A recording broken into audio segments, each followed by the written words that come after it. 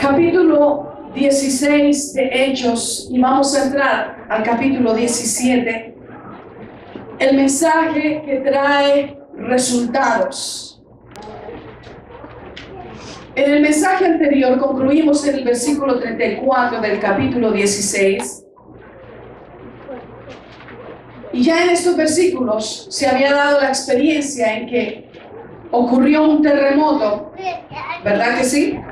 Cuando Pablo y Silas estaban atados con cadenas y con los pies encadenados en el cebo, en la cárcel de más adentro, allí en Filipos, y mientras ellos cantaban al Señor y alababan al Señor a medianoche, porque parecían ser como de aquellos miembros de vida abundante, que cuando les sobreviene una adversidad, en lugar de quejarse y reprochar y llorar y victimizarse, alaban al Señor en medio de las circunstancias. Amén.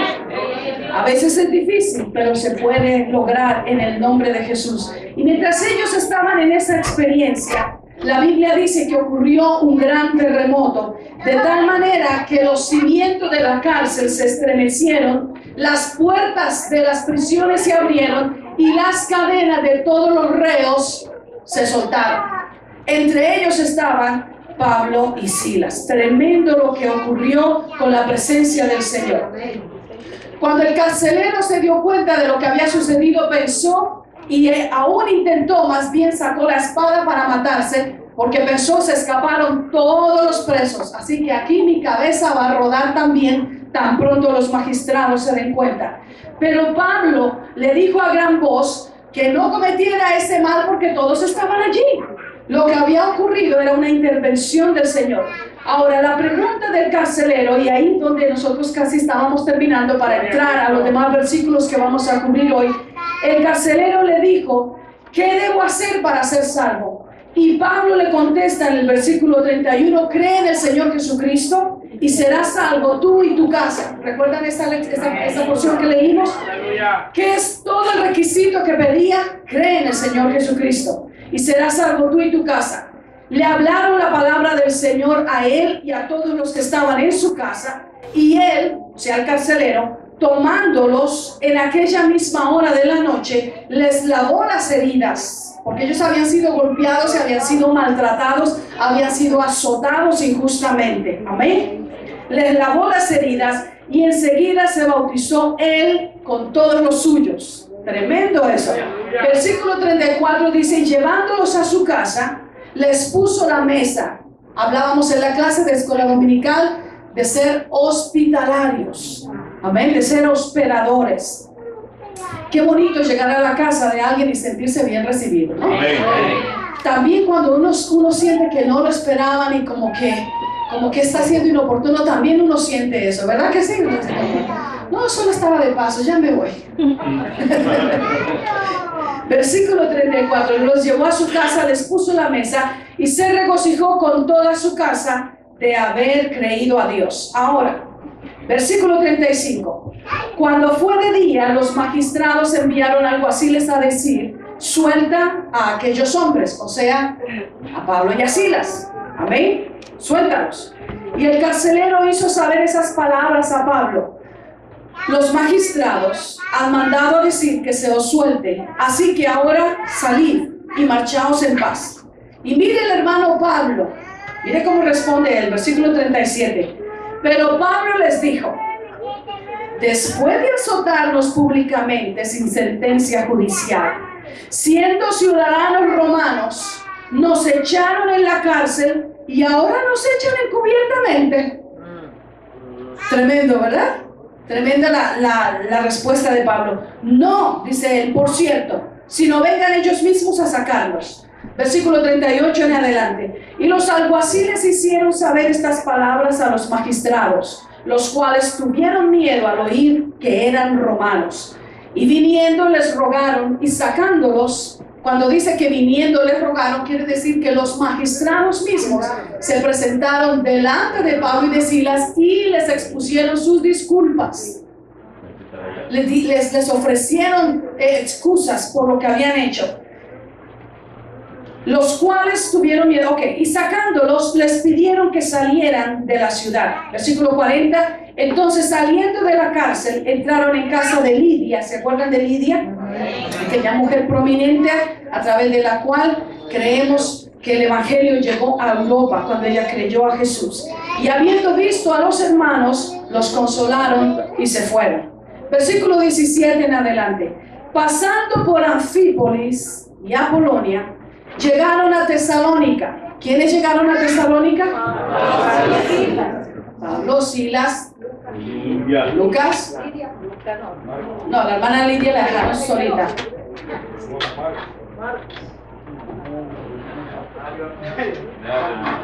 Hermanos, ustedes, los hermanos que no han llegado tienen que comprarse el CD. Timoteo, ¿se acuerdan que Timoteo era parte del equipo, de este equipo misionero?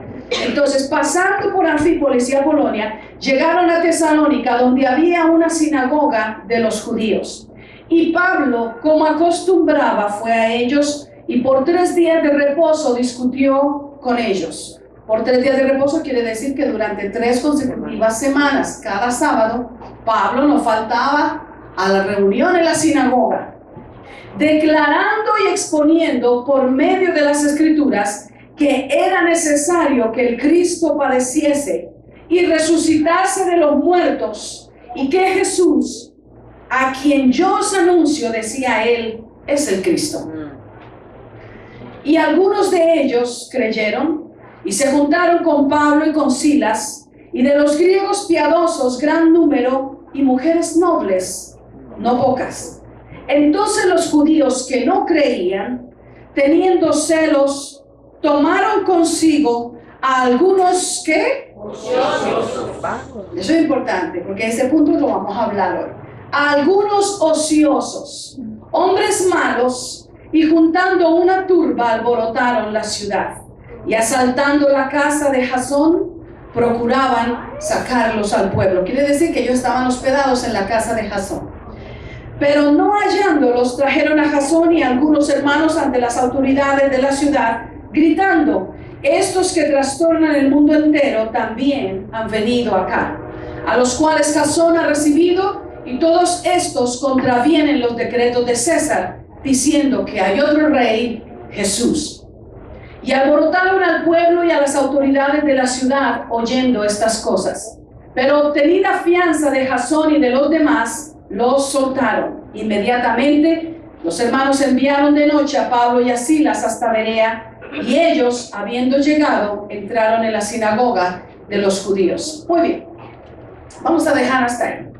Este capítulo 16 termina haciendo hincapié en algunos puntos fundamentales del mensaje cristocéntrico del Evangelio, con base en la respuesta que le dan al carcelero cuando él pregunta ¿qué debo hacer para ser salvo? Ellos le responden una línea muy sencilla: cree en el Señor Jesucristo y serás salvo tú y tu casa. Partimos del hecho en que el pensamiento hebreo define que creer no es solamente una declaración verbal, sino creer es afirmarlo en el corazón. Cuando alguien cree algo, definitivamente se comporta y se conduce de acuerdo a lo que declara que cree. Amén. Es diferente a veces a lo que nosotros pensamos. Es diferente, porque para nosotros a veces creer en esto, creer en aquello, no, sí yo creo, pero no se ve nada más. Para ellos no, el pensamiento de ellos era más sólido al respecto. El requisito, de acuerdo a lo que leímos, para obtener salvación es creer en Cristo Jesús como el único medio para ser salvo y confesarle. De ese punto de recibirlo y confesarle, surgen los demás pasos de obediencia que manifiestan en estos versículos que vimos y que dan evidencia de la salvación que se ha operado en el creyente. ¿Como cuáles? Vimos que inmediatamente se hicieron bautizar en agua, ¿no es cierto? Eso fue lo que leímos. Y es casi inmediato que también se da el deseo ferviente de servir a Dios como un acto de gratitud y de reconocimiento. ¿No es cierto que nosotros experimentamos eso? Cuando somos salvos, cuando nacemos de nuevo, inmediatamente se da el deseo de empezar a obedecer, poner por obra la palabra y servir al Señor como un acto de gratitud y de reconocimiento. Vemos cómo la familia del carcelero también cree y son bautizados. Y amados hermanos, para terminar esta parte introductoria, una fe genuina contagia y regularmente los primeros impactados son los de la casa, son los de la familia. Una fe genuina contagia a los que están a nuestro alrededor. Y regularmente los primeros impactados son los de nuestra casa. El capítulo 17 de entrada nos da esta poderosa enseñanza. Aquí es el primer punto que quisiera dilucidar ahora. Y eso que Él nos enseña de entrada a este capítulo 17 es que el mensaje que prediquemos debe ser de acuerdo a las Escrituras. ¿Por qué no lo repite conmigo? El mensaje que prediquemos debe ser de acuerdo a las Escrituras. Ese primer punto es el que quisiera empezar a desmenuzar con ustedes. No sé si se fijaron o no, pero se lo voy a leer nuevamente. Versículo 2 y 3. Y Pablo, como acostumbraba, fue a ellos y por 3 días de reposo discutió con ellos, declarando y exponiendo por medio de las Escrituras. ¿Se da cuenta de lo que él declaraba y lo que él exponía? Sobre qué base era que él se afirmaba para la predicación, la enseñanza, la disertación, para lo que él compartía. Era por medio de las Escrituras, declarando y exponiendo por medio de las Escrituras que era necesario que el Cristo padeciese y resucitase de los muertos, y que Jesús, a quien yo os anuncio, decía él, es el Cristo. Amados hermanos, mi palabra, su palabra, mis dichos, sus dichos, pueden contener elocuencia, pueden contener fineza, pueden contener sabiduría, pero ni mi palabra ni la suya tiene el poder de transformar corazones. Amén. ¿Usted entiende eso? Ni mi palabra ni la suya puede transformar corazones. Es el poder de la palabra de Dios lo que transforma los corazones y abre los entendimientos. Amén. Y esto quisiera que se le quede, porque en esto vamos a trabajar un ratito en este mensaje. Es el poder de la palabra de Dios lo que transforma los corazones y abre los entendimientos. Amén. El permanecer o insistir en desobedecerla, en resistirla, también cambia los corazones. Si yo escucho la palabra de Dios y soy sencilla, soy noble, soy sensible, mi corazón se dispone a responder afirmativamente, eso me cambia. Eso es lo que me cambia. Pero si también de igual manera yo estoy expuesta a la palabra de Dios y la resisto y no la obedezco y digo, es que no me convence, o es que no me gusta, o es que eso no lo puedo, también yo termino transformada de tanto resistir la palabra de Dios. ¿Sí? Amados hermanos, ¿sabe qué sucede cuando se resiste la palabra del Señor? Los corazones se endurecen. Y esa fue la experiencia de Faraón. A Faraón vino Moisés vez tras vez tras vez para decirle, mira, si tú no dejas ir al pueblo, va a venir tal plaga. Ya, que venga. Y venía. Y luego gritaba Faraón y decía, no, que venga Moisés, yo voy a dejar salir al pueblo. Venía Moisés, venía con su hermano Aarón y le decía, dejo ir al pueblo. Sí, lo dejo ir. Pero cuando ya se preparaban para salir, otra vez Faraón se echaba para atrás, retrocedía de su decisión y volvía y se endurecía. ¿Y sabe lo que muchas veces decía? ¿Cuándo vas a obedecer la palabra de Dios? Él decía, mañana, mañana. Si hay algo que nosotros tenemos que darle prioridad a nuestra vida es la palabra de Dios. La palabra de Dios, cuando viene a nuestro ser y desciende sobre nuestra vida, puede ser como esa lluvia fresca sobre la hierba que la hace reverdecer, o puede ser algo que endurece nuestro corazón si nosotros la resistimos. Eso es tremendo, porque lo que le quiero decir en el día de hoy es que sea que usted obedezca o sea que no obedezca, usted igualmente es cambiado cuando está expuesto a la palabra. Amén. ¿Se da cuenta de la importancia, el poder de esa palabra? La esencia y la fuente fundamental de nuestro mensaje debe ser como era el de Pablo y el de Silas. declarar y exponer por medio de las escrituras, no las leyendas de los abuelos, no las tradiciones de mi casa, no las clases de mensaje positivo que hoy se imparten desde muchos altares, desde muchas llamadas iglesias, no los supuestos seminarios o talleres para enseñarle a la persona cómo lidiar con esto o con aquello, pero nunca tienen nada que ver con la palabra de Dios. Eso no es lo que nosotros somos llamados a proclamar y a predicar. Nosotros somos llamados a predicar, a proclamar y a compartir las escrituras, la palabra de Dios. Y tal como lo hacían Pablo y Silas, nosotros debemos hacerlo, pero para ello se requiere conocerlas. ¿Qué se requiere? Conocerlas. Porque la única manera que usted puede hablar la palabra de Dios es que usted la conozca. Entonces, eso nos ayuda a entender porque muchos no hablan la palabra de Dios. ¿Por qué será? Vamos a resolver ese problema. ¿Por qué muchos no hablan la palabra de Dios? No la conocen. Es que los oí musitar ahí susurrando. No la conocen. No, digámoslo claro como es, ¿verdad? Porque no la conocen. Porque no la conocen. Porque les es más fácil conocer cualquier otro tipo de literatura que pasar en la palabra de Dios.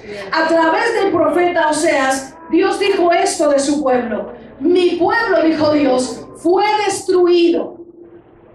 Diga conmigo, fue destruido.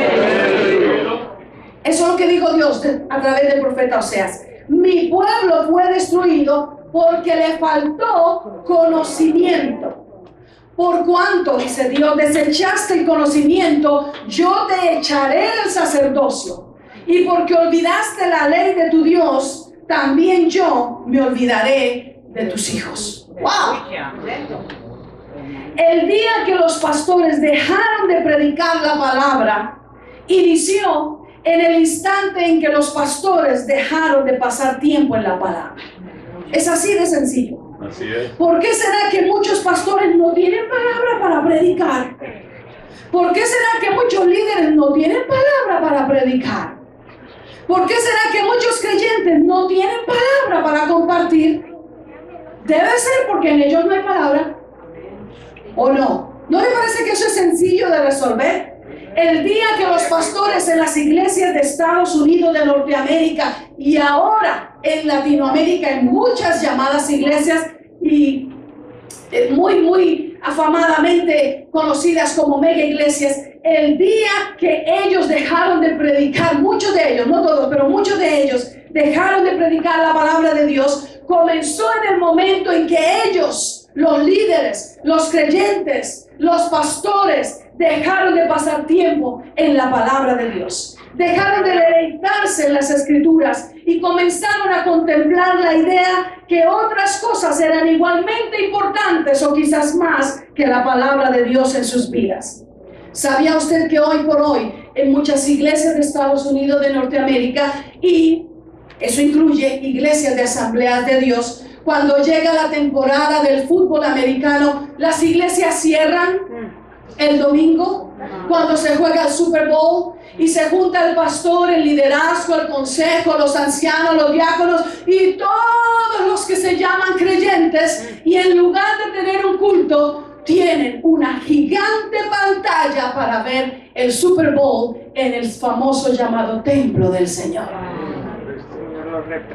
¿Por qué será? Porque ya no están en la presencia del Señor. Porque hace rato abandonaron deleitarse en la palabra del Señor. Amados hermanos, es una ecuación de lo más sencillo. Usted da de lo que usted tiene. Así es. El proverbio dice que el hombre, cuando se mira en el reflejo del agua, así lo que ve, eso es él. Eso es. Lo que sale de nosotros, eso es lo que nosotros somos. No es, es que no, pero que fue solamente, fue unas cacharitas, fue una cascarita. Pero si sigue saliendo esa cascarita todas las semanas, eso es usted. Así es.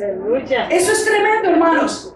Para nosotros es muy, muy importante, es esencial el valor que tiene la palabra de Dios en nuestra vida, si ya no se diga en la iglesia como iglesia.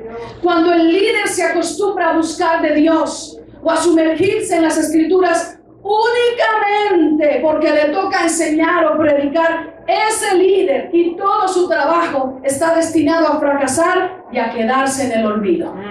Gloria a Dios. Sí, porque solamente lo hace para cumplir con un compromiso, con una responsabilidad. A diferencia de los musulmanes y a diferencia de los católicos religiosos y de otras religiones, el evangelio se distingue porque para que sea efectivo en los oyentes debe haber obrado primero en el mensajero que lo está compartiendo. Sí, Señor, gracias, papá. Sí, así es, hermanos. Porque el mensaje que somos llamados a compartir y a predicar no son rezos, ni son oraciones aprendidas o memorizadas, no son letanías escritas por alguien que pasa mucho tiempo meditando, ni son repeticiones mágicas. El mensaje que estamos llamados a predicar es la palabra de Dios. Y esa palabra, el primero que impacta es al mensajero. Porque esa palabra, de acuerdo al dicho de nuestro Dios, dice que es como espada de doble filo que penetra hasta partir el alma. Quiere decir que esa palabra, cuando penetra, parte la voluntad. Amén. Parte la voluntad. Amén. Eso para mí es poderoso. Parte los sentimientos. No es que yo hoy no voy porque no lo siento. Bueno, deje que la palabra haga el efecto. Porque esa palabra parte los sentimientos, parte las emociones. Es por eso que muchas veces nada más escuchamos algo de la palabra y estamos completamente compungidos. Porque la palabra parte las emociones. Eso quiere decir que parte el alma. Amén. Que entra como una espada de doble filo. Quiere decir que va cortando por donde va entrando. Y donde usted la mire, sigue cortando. Y corta de entrada y corta de salida. ¡Wow! Esa es una poderosa palabra de Dios. Corta y parte las emociones. Parte los paradigmas mentales. Creyentes que pasan tiempo en el Evangelio. Años y años. Y no logran todavía entender ni el ABC del Evangelio. Hay que permitir sumergirse en la palabra para que la palabra parta esos esquemas mentales que le están impidiendo que comprenda la palabra como es. Amén. Así es, hermanos. Dice que parte el Espíritu. Quiere decir que cuando la palabra entra, cuando usted la permite, cuando usted la busca, cuando usted la estudia, cuando usted la medita, cuando usted reflexiona en ella, usted está permitiendo que esa palabra parta la esencia que a usted lo distingue de un animal. Ese es el Espíritu. Que lo distingue a usted, que lo hace diferente a un animal, que lo hace diferente a usted de todos los demás seres humanos y lo constituyen a usted en un producto exclusivo. Usted es único en el mundo. Podrán haber parecidos. Podrá hasta salir alguien que diga que es el mellizo. En él hay un espíritu que es único, único, que lo distingue a él. Y la Biblia dice, el Señor dice que su palabra penetra hasta partir el espíritu. ¡Wow! Parte la esencia del ser. Eso es maravilloso para nosotros. Dice que parte las coyunturas y los tuétanos, la médula. Y es que esto es maravilloso. Parte las coyunturas y los tuétanos. No queda una sola fibra, no queda una sola partícula de su ser, por minúscula que sea, que no sea partida por el poder de la palabra de Dios. Aleluya. Eso es, para mí eso es maravilloso, maravilloso. Dice que discierne los pensamientos y las intenciones del corazón. Quiere decir que ahora mismo, mientras la palabra está siendo impartida, la palabra está discerniendo lo que usted tiene en su mente. Aleluya. Tal vez nadie más lo sabe. Y tal vez algunos no quisieran que nadie más supiera. Ay, Dios. Está discerniendo las intenciones. Yo no sabía que tenía esos deseos allá escondidos. Esos deseos de venganza. Esas intenciones. Y tal vez ni queremos que nadie se entere. Pero la Biblia es tan poderosa porque es palabra de Dios que cuando penetra discierne los pensamientos y las intenciones del corazón. Quiere decir que antes que usted piense o intente o desee algo, ya la palabra ha sido dada para tratar con eso. Eso es maravilloso, ¿no? Eso es maravilloso. Eso es insondable. Y todo es manifestado ante la palabra de Dios. Todo queda desnudo y abierto ante ella. Entonces, si tiene tal autoridad, si tiene tal poder, si tiene tal efectividad, dígame cómo es posible no ser cambiado ante la palabra de Dios. Gloria a Cristo. Somos cambiados. Somos cambiados. Nos cambia, por supuesto que nos cambia. Si escuchamos y obedecemos, nos cambia para vida, para prosperidad, para edificación. Si escuchamos pero la resistimos y la rechazamos, nos cambia para reos de juicio, nos endurece. ¡Wow! Alabado sea el Señor. Acatar, amados hermanos, la palabra tiene resultados de vida, de prosperidad, de superación, de sanidad. Y esto es lo que nos refleja la experiencia de un personaje que le quiero compartir rápidamente. Vamos a ir a Segundo de Reyes, el segundo libro de Reyes, capítulo 5. Y yo le voy a leer unos versículos en el segundo libro de Reyes, capítulo 5. ¿Ya encontraron? Amén. Naamán, general del ejército del rey de Siria, era varón grande delante de su señor, o sea que era un varón prominente y de reconocimiento distinguido delante del rey de Siria. Y lo tenía en alta estima, porque por medio de él, o sea, por medio de Naamán, que era un militar, había dado a Jehová salvación a Siria. Era este hombre valeroso en extremo, pero leproso. ¿Están ahí en la palabra? Amén. Y de Siria habían salido bandas armadas y habían llevado cautiva de la tierra de Israel a una muchacha, la cual servía a la mujer de Naamán. Esta dijo a su señora: si rogase mi señor al profeta que está en Samaria, él lo sanaría de su lepra. Tremendo lo que nos dice. Entrando Naamán a su señor, le relató diciendo: así y así ha dicho una muchacha que es de la tierra de Israel. Y le dijo el rey de Siria: anda, ve, y yo enviaré cartas al rey de Israel. Salió pues él llevando consigo 10 talentos de plata y 6,000 piezas de oro y 10 mudas de vestidos. Tomó también cartas para el rey de Israel que decían así: cuando lleguen a ti estas cartas, sabe por ellas que yo envío a ti mi siervo Naamán para que lo sanes de su lepra. Luego que el rey de Israel leyó las cartas, rasgó sus vestidos y dijo: ¿soy yo Dios que mate y dé vida, para que éste envíe a mí a que sane a un hombre de su lepra? Considerad ahora y ver cómo busca ocasión contra mí, porque todo el tiempo ha habido pugna entre Siria e Israel hasta el día de hoy. Y hoy se está poniendo más caliente que hace tiempo allá en el Medio Oriente, y Siria está jugando un papel nuevamente protagónico. Siria, Asiria y Egipto. Cuando Eliseo, el varón de Dios, oyó que el rey de Israel había rasgado sus vestidos, envió a decir al rey: ¿por qué has rasgado tus vestidos? Venga ahora a mí y sabrá que hay profeta en Israel.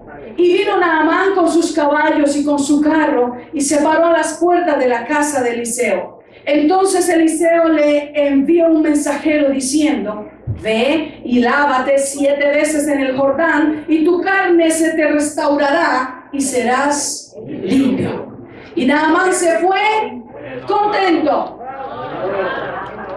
En avivamiento. Naamán se fue enojado diciendo: he aquí yo decía para mí, saldrá él luego, que no sabe que soy Naamán, el que viene a verlo. Saldrá él luego, y estando en pie invocará el nombre de Jehová su Dios. Como quien dice, saldrá el profeta antes que yo llegue y dirá: Dios, este milagro te toca, porque a Naamán le debemos hacer este milagro. Mire lo que está pensando el corazón. Miren lo que está pensando el corazón. Dice Naamán: Saldrá él luego y estando en pie invocará el nombre de Jehová su Dios y alzará su mano y tocará el lugar y sanará la lepra. ¿Sabe cómo se llama eso? Esquemas mentales, paradigmas mentales, formatos que tenemos en la mente y en el corazón de cómo deben ser y hacerse las cosas, aún para con Dios. Versículo 12. Habana y Farfar, ríos de Damasco, ¿no son mejores que todas las aguas de Israel? Si me lavare en ellos, ¿no seré también limpio? Y se volvió y se fue enojado. Se llevó la ofrenda y los diezmos del enojo que le dio con ese pastor. Mas sus criados se le acercaron y le hablaron diciendo: Padre mío, si el profeta te mandara alguna gran cosa, ¿no la harías? ¿Cuánto más diciéndote, lávate y serás limpio? Él entonces descendió y se zambulló 7 veces en el Jordán. Diga conmigo, conforme a la palabra del varón de Dios. Y su carne se volvió como la carne de un niño y quedó limpio. Una empleada que fue llevada esclava de Israel. Pero en lugar de quejarse y de reprochar, miró esa experiencia bajo el lente de una oportunidad para dar a conocer a su Dios. Y le habló a la esposa de Naamán, diciéndole: allá en Israel hay un hombre de Dios, profeta de Dios, él puede sanarlo. Naamán, que era un hombre prominente, poderoso, con mucha distinción, con mucha autoridad, con mucho respaldo, con mucha estima, el leproso llega ante la casa de Eliseo con la misma actitud que muchos aún hoy delante de Dios se presentan. Vas a orar, Dios, de acuerdo a mis esquemas mentales. Y por esa actitud, Naamán se va enojado y se va enfermo. ¿Sabe, hermanos? No le estoy hablando de la enfermedad de la lepra.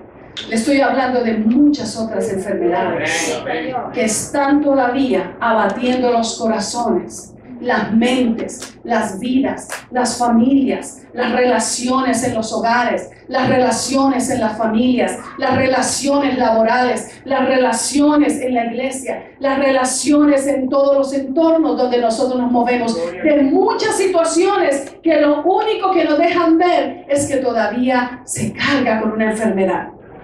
Pero es el propósito de Dios que el creyente sea sanado de todo eso, sanado de toda situación.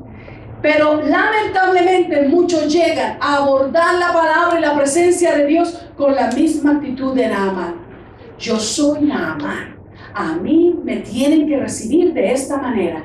Yo quiero que Dios me hable. ¿Cuántos quieren que Dios les hable? Amén. Yo quiero que Dios se mueva en mi vida. Yo quiero que Dios me llene de su espíritu. Yo quiero que Dios me llene de su presencia, pero lo tiene que hacer así, así como esta cajita, así como yo pienso. El día que el Señor me sature de su gloria, tiene que ser de esta manera. Yo no quiero hacer como hace esa hermana, ni como hace ese hermano. No, Dios me libre, yo no quiero hacer eso. Yo quiero, Señor, que lo hagas así, especialmente aún si me estuviera bañando, ahí mejor. Que nadie más me vea, que nadie más se entere. Yo quiero que Dios haga un milagro, pero que lo haga de esta manera. Yo necesito que Dios intervenga, pero la única forma que voy a permitir que Él intervenga es si Él interviene como yo pienso, como yo quiero, como a mí me gusta, como a mí me enseñaron, como a mí me place.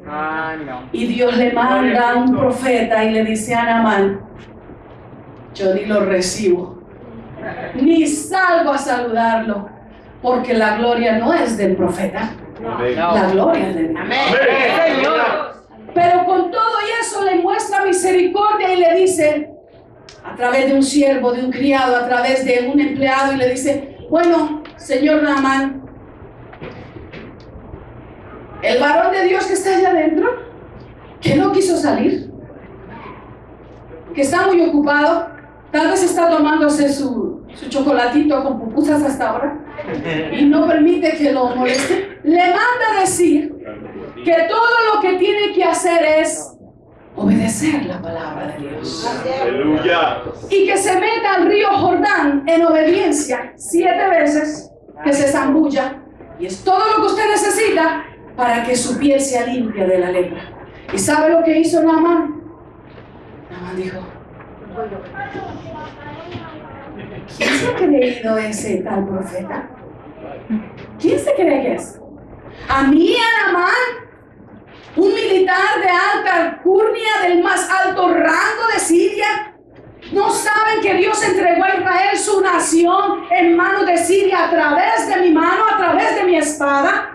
¿Quién se ha creído ese hombre de Dios? ¡Ja!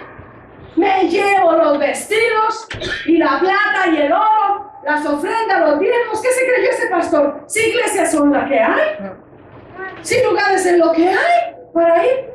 ¿Quién se ha creído mandarme a que me bañe en un río tan sucio como las aguas del Jordán?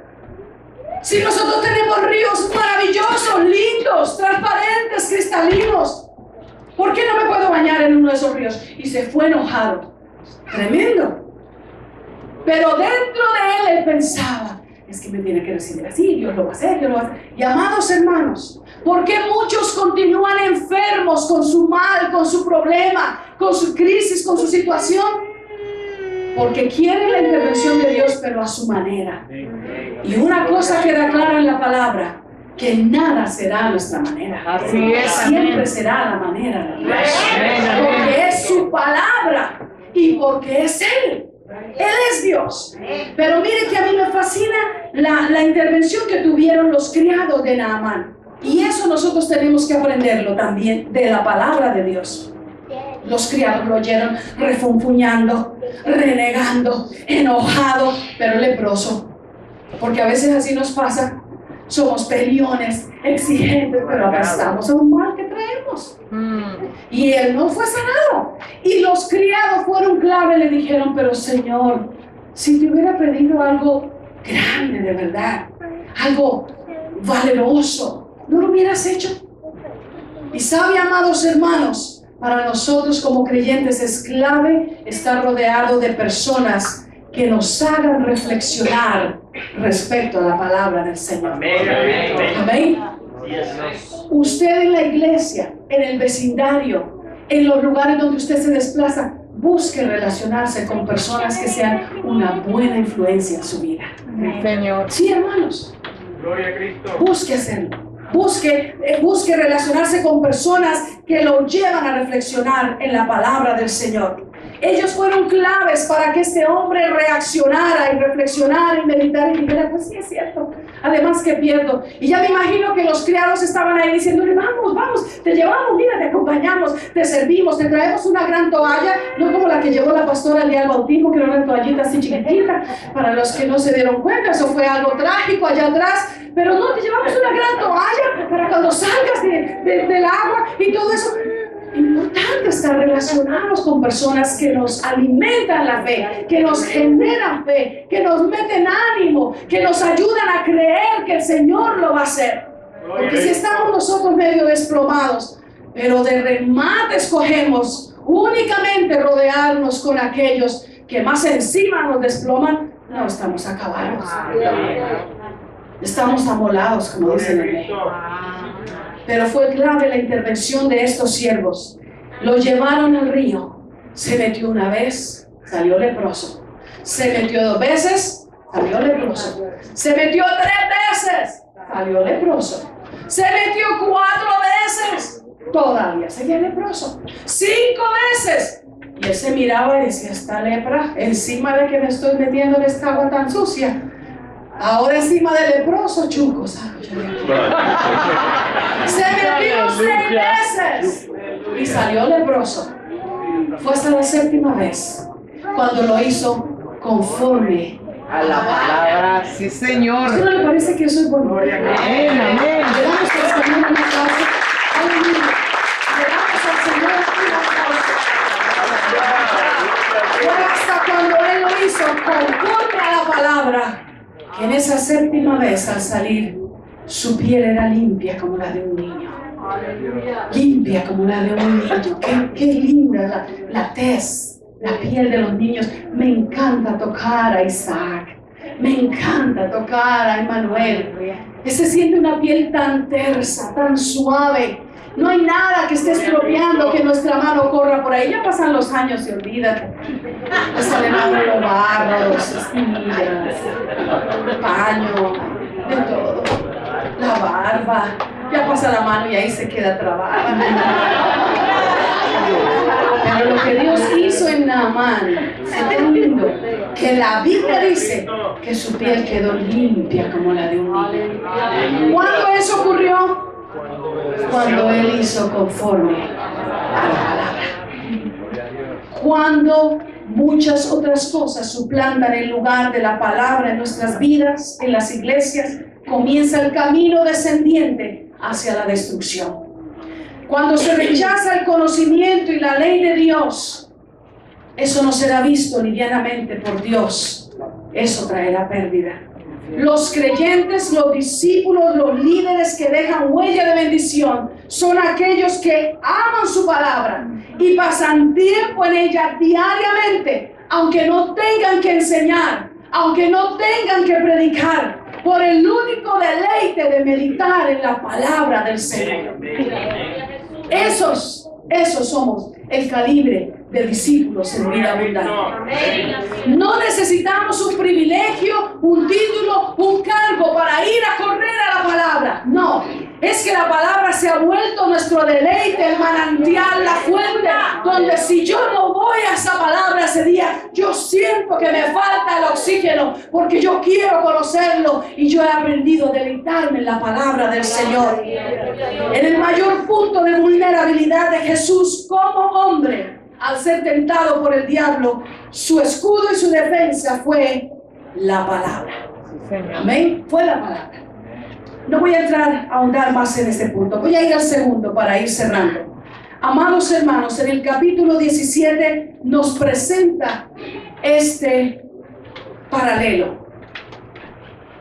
El ocio engendra maldad. Amén. Así como los que escuchan la palabra y creen y la obedecen, se vuelven útiles, se vuelven canalizadores de los milagros de Dios, se vuelven pilares en la iglesia y en la fundación de las iglesias, también los que la escuchan y la resisten y la desobedecen, que no la acatan, también cambian, también hacen algún efecto. En tan solo 3 versículos de ese capítulo 17, este pasaje nos da un cuadro completo de lo que sucede ante la predicación del mensaje de la Biblia.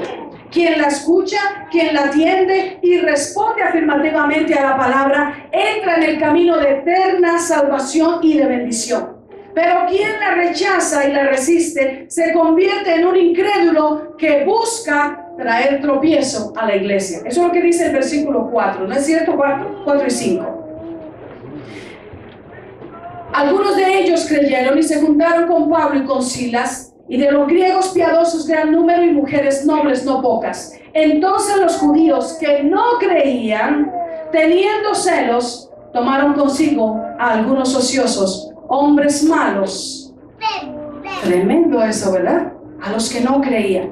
Es de notoria importancia que quienes son útiles para destruir, para derribar, para causar problemas y procurar estancar el avance de la obra, son regularmente los desocupados. Amén. Usted, el Señor lo salvó. Amén. Comience a dar pasos de obediencia. Hay que bautizarse. Así es. El bautismo en agua es un paso de obediencia al Evangelio del Señor Jesucristo. Jesús mismo se bautizó en agua.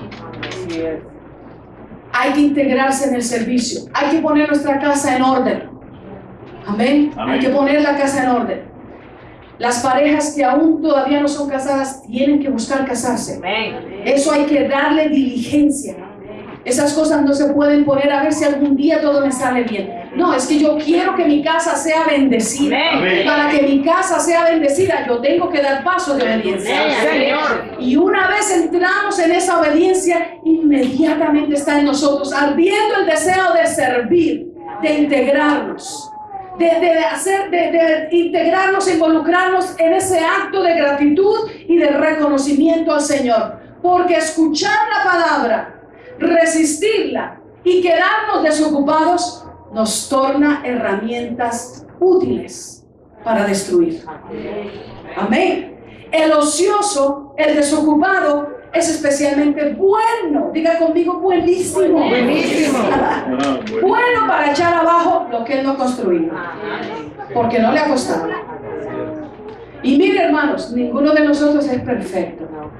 Yo sé que cuando pasa el grupo de alabanza, ellos siempre están ensayando, orando, tratando de hacerlo mejor, pero a veces uno está sobrecogido de los nervios y dice, otra vez la regamos, cometimos este error.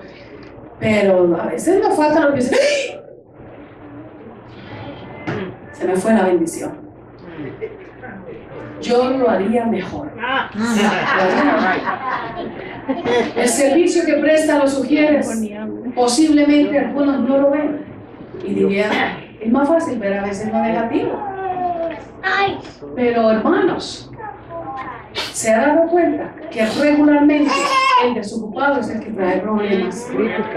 Sí, cuando ya comienzan a dejar de rendir. El ocioso, el desocupado, es bueno para echar abajo lo que no le ha costado nada. Y como dice un dicho de pronto que conocemos muchos, desde los escaños de un estadio el partido se pinta de una manera. Como espectador. ¿Cuántos de ustedes les gusta un poquito el fútbol?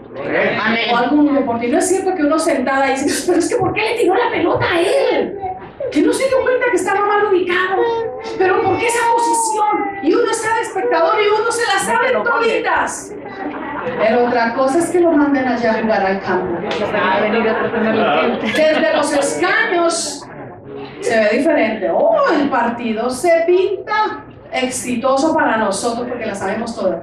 Pero cuando lo tiran a uno allá a la arena a jugar, ahí eso, porque ahí usted es el que recibe las patadas, los empujones, los codazos, usted es el que se le fue la pelota para otro lado, ¿verdad? Y a usted es el que la gente, los espectadores le están tirando tomates, guayabas, huevos, ¿no es cierto? Aguas, la verdad que sí sabe.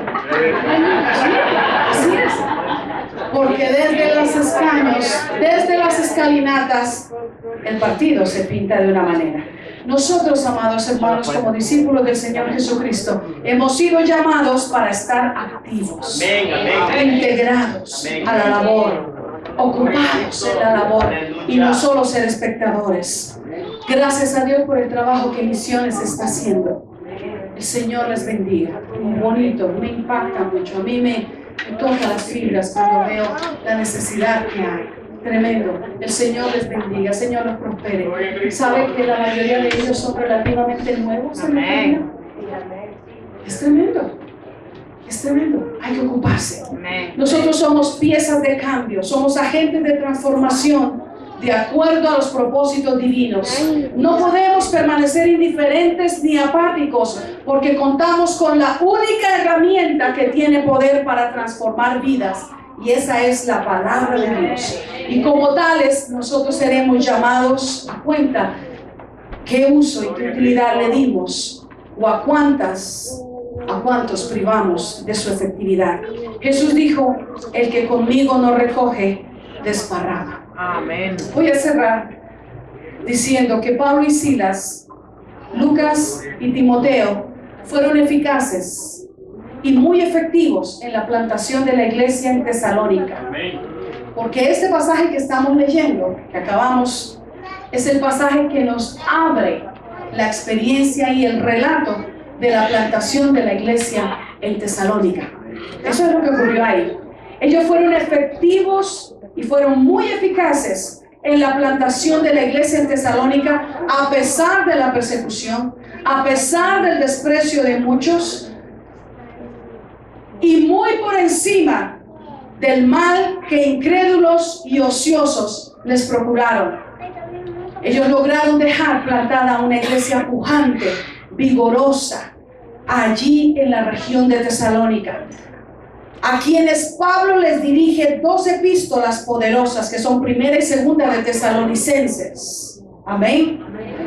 Que forman parte de las Sagradas Escrituras. Y en ellas advierte sobre la venida del Señor, las señales de la segunda venida, declara que esta iglesia poderosa es su gloria y es su gozo, la iglesia de Tesalónica.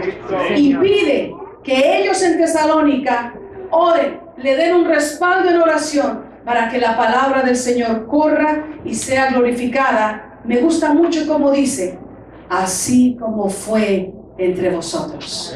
Segunda de Tesalonicenses, capítulo 3, versículo 1 dice así: por lo demás, hermanos, orad por nosotros, para que la palabra del Señor corra y sea glorificada, así como lo fue entre vosotros. Qué precioso.